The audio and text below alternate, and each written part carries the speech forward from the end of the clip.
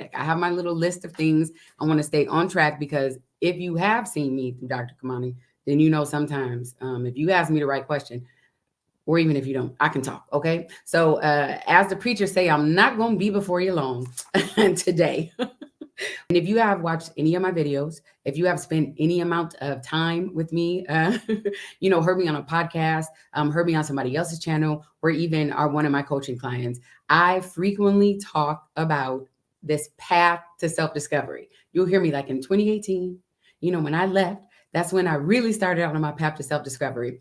And what does that mean if someone says that? And, because everybody is unique, everybody's life and experience and things are linear, but in a nutshell, that is when you take these 5 things that I'm going to mention, and there's a bonus one as well that I added right before I go live. But when you take these things and take the bits and pieces that apply to you and you chop and screw it, and then you end up with being out of place and having a bit of a roadmap and kind of a path to follow. And it's not something that, again, is a one and done. As you grow, you continue to identify more and more things, and then wash, rinse, repeat. So I'm going to go ahead and briefly tell you about me. So I got pregnant at 16, had my son at 17, and then we both went off to college at 18. So I was very introverted. I had social anxiety, which I always joke and say that it took tens of thousands of dollars in copays for someone to tell me that I'm not shy, that I actually have something. But, I was just, I'm what they would have called like a tomboy. I wore a lot of boys' clothes. I just wanted to blend into the background. And a lot of that is due to conditioning. Again, I made a video on that with perfectionism, and I'll link it in the description. But just different experiences over my life had me playing small. It had me wanting to blend into the background. It had me not challenging authority and really listening to other people's ideas of who I should be, what I should be doing. I wanted to please my friends and my family. And, I wanted to be the best mother that I could be. And all of these things, they end up spilling over into various areas of your life. So I would say that I was around 40 when I realized that this is not what I want for my life. I didn't know what I wanted, but I didn't like the person that I was.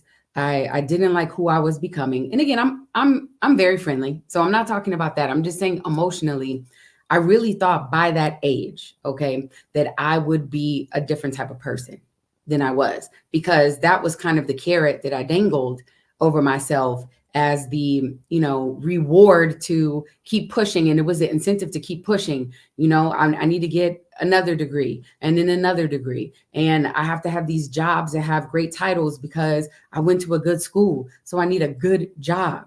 I fit really the mold of the Black excellence, and something in me, it was like a little bit of a fire that it's like the beeping, not people's fire alarms, okay? Because that's annoying when you're watching videos. I don't know how people do it, but that's not the point. It was like something like a little like a very small kind of alarm that I felt going off on the inside. And it got louder and louder and louder and louder. And I became a little bit more aware of what was happening. I started asking myself particular questions. It was almost like the scales started falling off my eyes. And I realized that the person that I was, the life that I was living, all the traveling I thought I would do, the, 1 or 2 more children that I thought I would have, all these friends, my 40th birthday party, I wanted to have an all white party in Italy, sitting under this lemon tree that I saw once. And it's just like, none of that was happening. What was happening is I had a good job with plenty of money. I had the title, but I did not have any type of satisfaction in myself. And again, I didn't know at that time what it was, but that was my joy, the joy that had been snuffed out. People tried to snuff it out. Unfortunately, my mother tried to snuff it out by making me conform. Teachers tried to snuff it out. Even exes tried to snuff it out. The workplace bullies and the people who were over me, management and leadership tried to snuff it out to make me fit into this mold. And I was bursting at the seams. And that is what led me to first embark on my path of self discovery. And then as life kept going on and on and on, I continued to go further and further and further to this version that you see in front of you today. So I'm done waxing poetic at that about that. Let's go ahead and get into what we need to talk about. Okay, so the first thing, and I mentioned this in the title, the first thing that you want to do is start dreaming again. When was the last time you dreamed? And I'm not talking about, when you're a sleeping dream. I'm talking about for some of you who were not, young like me or maybe sheltered like me, you had a life before you became someone's mother, before you became this version of yourself that you are today. What was it that you wanted to do as a little girl? Or, when you were that just full of life and full of enthusiasm and full of hope as a teenager or a young adult. For me, I always wanted to travel the world, yet I had a passport that expired with zero stamps in it. Okay. So I want you to ask yourself, when was the last time that I've dreamed? Do I have dreams for myself? Because again, I didn't. So if you say no, let me know in the chat if you have dreams for yourself that right now today, or they have kind of been washed away and diluted and just piled on top of it from life. Um, okay, so I see a few of you are putting in the chat. Yes, so you do have, some dreams that have been deferred, and that's okay. But the very first thing that you can do is ask yourself, like, what were my dreams? And if you don't have any dreams right now, then what do I like? What in the wildest, if money was no issue, if I had all the resources at my disposal, what would I do if I didn't have to go to work? And that really is a start. And I know that you may be thinking, like, dream, girl, please, like, how does dreaming help? But again, okay, all right. I just had a couple things pop up in the chat, and I'm not going to put them on the screen. I guess let me know if you want me to put it on the screen, because I don't, okay, again, we're going to get this together. Next week, look out, because I'm going to be firing on all cylinders. All right. But what I'm seeing here in the chat is that there are some dreams that people have had that are a distant memory. And one is saying that they're scared to even pursue. And I'm with you with that. When I realized I didn't have dreams and I wanted to travel the world, how can I travel the world and I have agoraphobia? I don't know if you know what agoraphobia is, but that is severe social anxiety. So we're essentially, like when you watch the vampire movies and they put the garlic up, or they put, say you can't come in here, you're revoked. Or, okay, for my saints, all right, when the Holy Spirit came through, all right, you had to put that blood on the doorway. So it knew to pass over. It's like that. I could not leave my house at some points. I could not go to some places. And I'm going to be honest with you all. I begin, I'm going to call it for what it is. I begin lying to people that would invite me out places, and I would say, no, I already have plans. Or they would say, hey, are you okay? I haven't heard from you in a while. We haven't seen you. Oh, no, I'm good. I'm just busy. Those were lies, because no matter how I tried to disguise it, I did that to make myself feel better. So I didn't have to face the realization that this is the person that I've become. So again, when I said, what were the dreams that I had? I really only had one. And that was, I wanted to travel the world. So that was something that not only seemed scary, but it seemed like unrealistic and nonsensical. So again, I want you to think about what are some of those dreams. And if you don't have dreams, just ask yourself, think about when you feel the most free. Is it riding? I see one of my sister friends in here that is in my Exodus Summit breakoff group. And I know that she has a motorcycle that she loves. And we get so excited for her when she's able to ride her bike when it's warm, in the state where she lives. So where do you feel the most joy? And let me say this too. Let me briefly talk about the difference between joy and happiness. Now, people say, like, are you always happy? Because they use them interchangeably, and they shouldn't be used interchangeably. Am I always as happy? No. Mostly, yes, but not always. No. I would say like the high 90th percentile. But do I always have joy? Yes, because that's something that is innate within us. That is something that I believe is God given, and that's something that we are born with. So is it there? Yes. Is it just some little embers and it's simmering? Maybe them coals are cold, but they just need to be stoked. So I want you to think about that. Happiness is that outwardly. I smile a lot. My voice goes up. I'm very demonstrative with my hands, and I laugh a lot. That's happy. But what do I feel on the inside? I feel joy, and sometimes it fluctuates, but that joy is always there. All right, so let me get into the second point, which is a natural kind of lead in. So when you were thinking, what are the things that I wanted to do? What were my dreams? What were my hopes and my passions and my aspirations? Well, now we have to talk about self-awareness. Now, I consider myself extremely self-aware, but I have blind spots and I have biases. Now, when I started out on my path of self-discovery, I knew that there were certain areas that I was extremely self-aware in, but I also knew that I hid behind work. I hid behind working 7 days a week, typically on holidays. If I took a vacation, I was working. And I was doing that because, again, as I mentioned, my last point of reference of who I am, who I was, is at 16. And I told you I was already shy and kind of awkward. And here I am as this grown woman with a child that's gone off to college. So what was my answer? Is to work. So for some of us, it's work. And this can be an and or, okay? This, or D, all of the above. But for some of us, it's working. For others, it's eating. Some of us, we may drink or do other things to kind of numb that, but for me it was working. And again, this is a very safe space, so I don't want you to think if I'm saying things it's hitting you. This is not a hit dog will holler situation. This is, I really want you to hear what I'm saying and know that it's coming from a true place of love, and I want to see you. I want to see you chasing after your dreams. Okay, so again, you got to ask yourself, okay, now that I have these dreams, like, who am I? And what do I want for myself?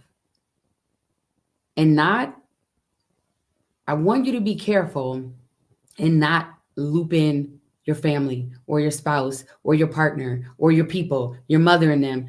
That is what we tend to do. And 2024 is selfish season for me. Okay. It is a year of selfishness. All right. Root word self. And I've already started. I put myself first, and I've been doing that in variations and, my little baby steps to get to this version. And I'm working on something even right now. But this is about you. And I know it's uncomfortable. It's uncomfortable. Like, I'll give you an example.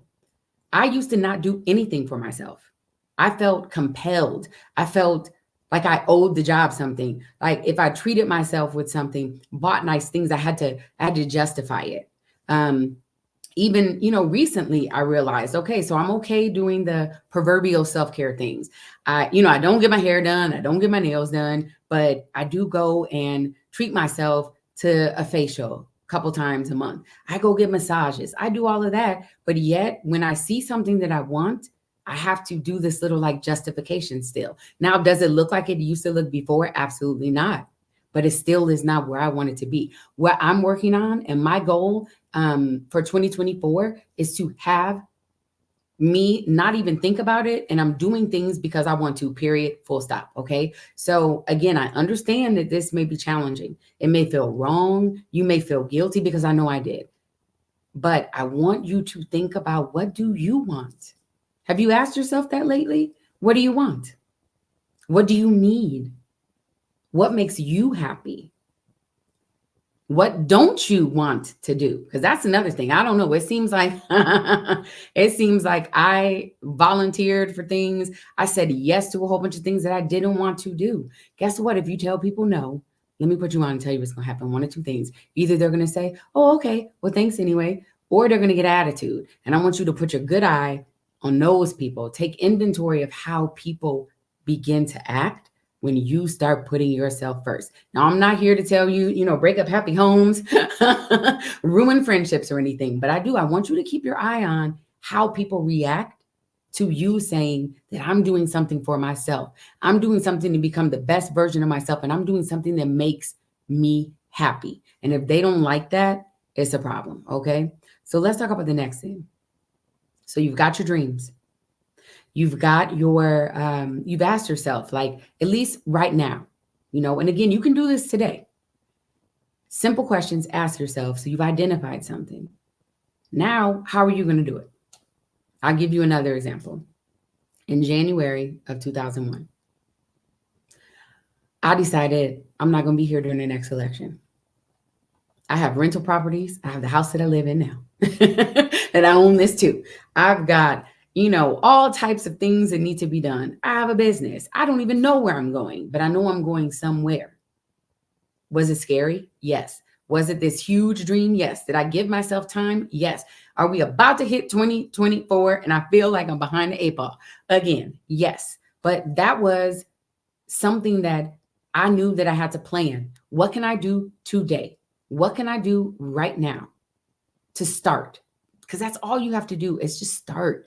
Put one foot in front of the other, put one thought in front of the other, and just start. It doesn't need to be perfect. It doesn't even need to look good, and it may not make sense to anyone else but you. But I encourage you to simply just start. All right. Now, let me move on to, before I move on, let me talk about planning, because I was doing all that talking, but I didn't tell you how to plan it. Okay. So if you have your dream and that dream has now turned into something that you know that you want to do, and then you say, like, how? Okay. Your plan is the how. So it may be something that I want to quit my toxic job. How? That's when you have to start looking at other resources, looking at your finances, looking at, do you even want this job? Because you may be able to quit today. And I'm not saying that, okay? That's not including the things you can do today. But I'm saying, like, this, something that you're looking at that's so far off that you think, I just need to make it to X amount of years and then I'll leave. Or I need to just, like at my old organization, at 5 years, they gave people a sabbatical. So a lot of people said, like, well, I just need to make it to the 5-year mark so that I can have that month off. And you don't want to prolong that. So what can you do today to start making some action towards what it is that you identified that you want or you need or that you desire? And that's a part of your dreams. And you'll know that you're hitting on something, that the more that you think about it, the more that you research, you start to get that little, butterflies. Not the whooping feeling butterflies, okay? Because that's different. But you start to get excited. You feel like, something's perking up within you. That's a good sign. And I want you to follow that, because too many times, again, due to conditioning, due to how we were raised, due to our jobs, due to our relationships, we have just either detached ourselves completely from our feelings to be able to protect ourselves, and or we don't even remember what it's like to be able to assert ourselves or to speak up for ourselves or things like that. So again, I want to encourage you to go ahead and look at what things that you can do to put on your list and start today. All right. Now, the next thing that we're going to talk about is something that is extremely helpful. This is something that is for my, touchy and feely foo-foo-nunu folks that, and I love it. I do it every day. And that is develop a morning routine. You can even add a night routine to it, but get into practice of taking some time, either, with set times or throughout the day, or keep it easy and bookend your day. Choose one or the other, to stop and reflect and breathe and to check in with yourself. Now, each morning I get up, I have a morning routine that I do. I do this little gratitude practice. And I also realized a few months ago that I only did affirmations. Like, I would bring in affirmations and affirming myself when I was feeling a little bit low. So that is that's been something that I've started adding to my morning routine and have for a few months. I affirm myself. And I wasn't always able to have this long laundry list. At one point, I couldn't even look in the mirror. I don't know how to explain it, but I didn't like looking at myself in the mirror. I looked like a ghost. My eyes were just gone. And I really looked like I felt, which is a shell of myself, just, like a zombie, just moving from here to there without really having that life within me. So I couldn't look in mirrors. Some of us, maybe our weight looks different, our bodies look different. Our physical appearance, our finances might not look good, but I want you to continue to affirm yourself. You could think about this. What is, even if it's back in the day, what is your very, very favorite thing about yourself?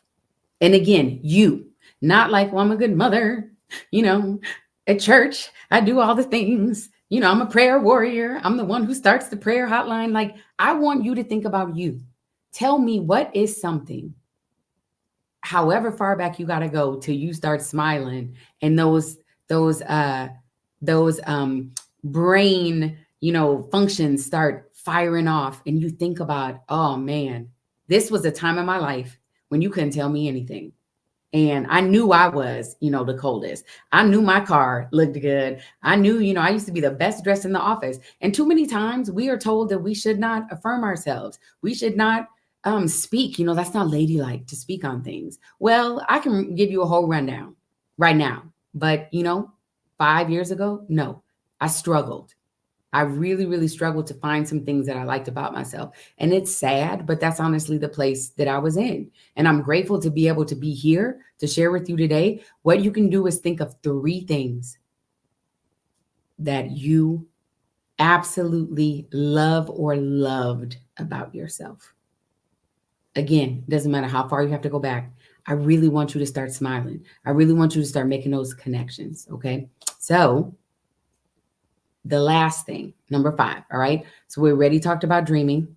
We talked about the importance of self-awareness and asking yourself, what do I want? What do I need? What makes me excited? What makes me feel like, ooh, like warm and tingly and hype? Also, what practice do I have? How does my morning look? Am I waking up, pressing snooze, running late, feeling rushed? Is my night routine, I'm staying up all night consuming, who knows what on the TV or news, or keeping my face on my phone? When do you throughout the day take a simple moment, 1 minute, to stop, be present, and think about yourself? Okay. And the 5th thing is, and this is so, so, so, so important, and that is community. I'm going to be honest. You remember I mentioned that there's some people who feel some type of way as you start improving yourself, and you start putting yourself first, and you start, walking a little taller and have a little, pep and switch in your step. And when somebody says something, you swing in the hair and, smiling big. Unfortunately, and again, this is not about all of the rainbows and unicorns and all the great things about this process. There's a lot of them, but we have to be real. And I'm going to keep it a buck with you. Those people who typically feel some type of way are those that are the closest to you. I'm talking about partner, spouse, man, woman. I'm talking about your parents. I'm talking about your siblings. I'm talking about maybe even your children.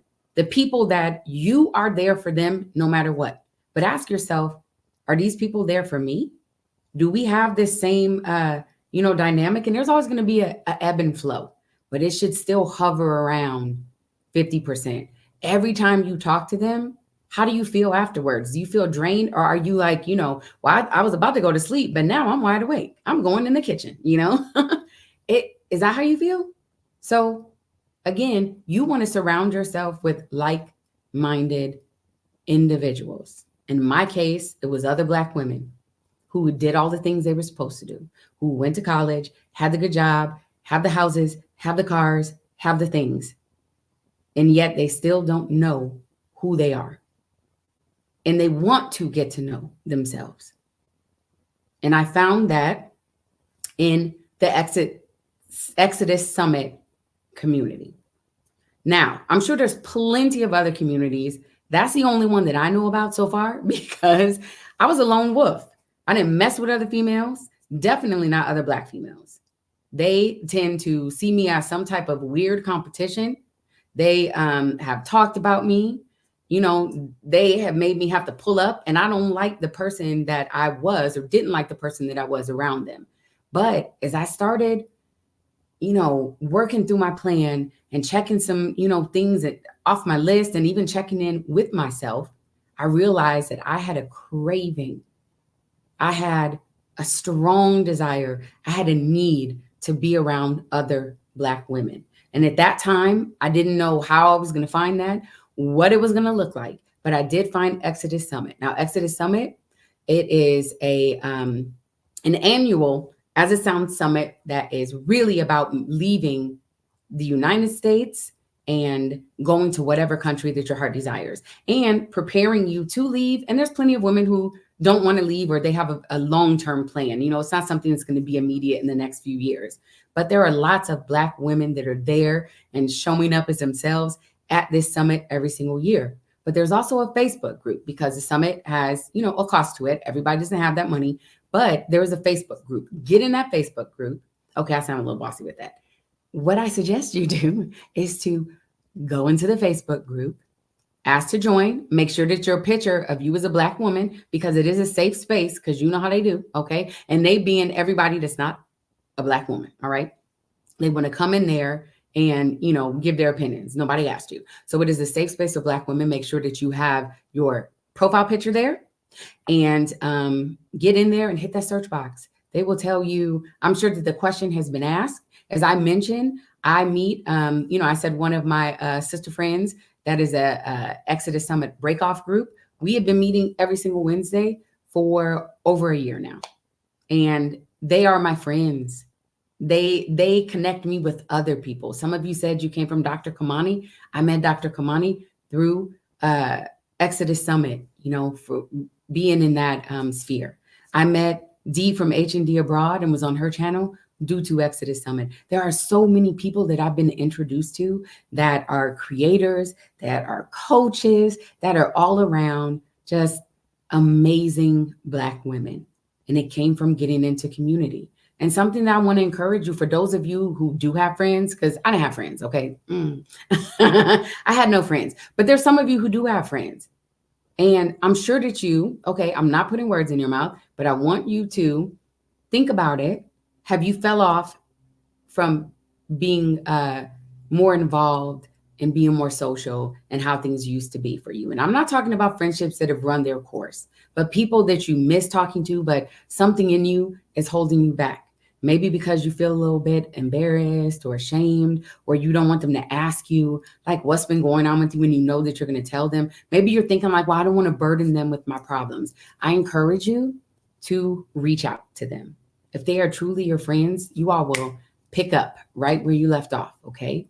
And again, there are plenty of like-minded women here on the YouTube sphere spreading the good news and the gospel about getting free. Because yeah, there is something about reconnecting to the joy that's within you.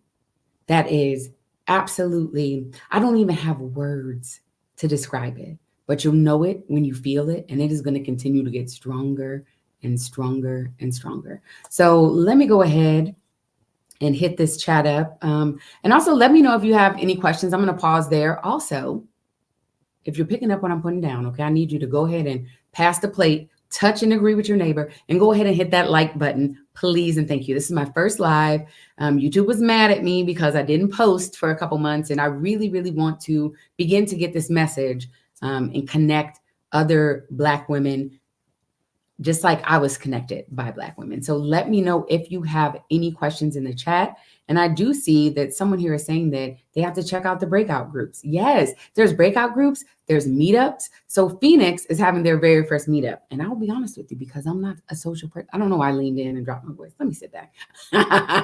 Because I'm not a social person, I wanted to put in the Facebook group like, hey, who's in Phoenix? Let's meet here and there. I did, but I chickened out.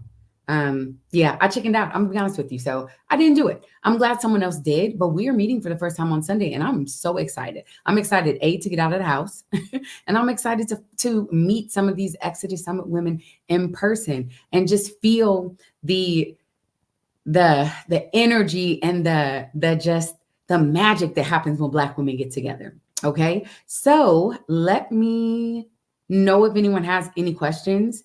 I have gone through all of my points. And while you put some of the questions in the chat, if you have any, and if you're watching from the future, hey, go ahead and put it in the comments because my channel is very small at this point. So I read every comment and, every response. And I get very excited with that.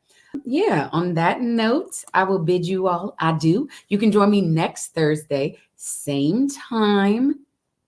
I'm not sure what I'm gonna be talking about yet, but I guarantee you I'm gonna have it together because that's a little bit of the I'm gonna have to think about that. That's the perfectionist trying to creep back in. Okay, you got to rebuke it. All right.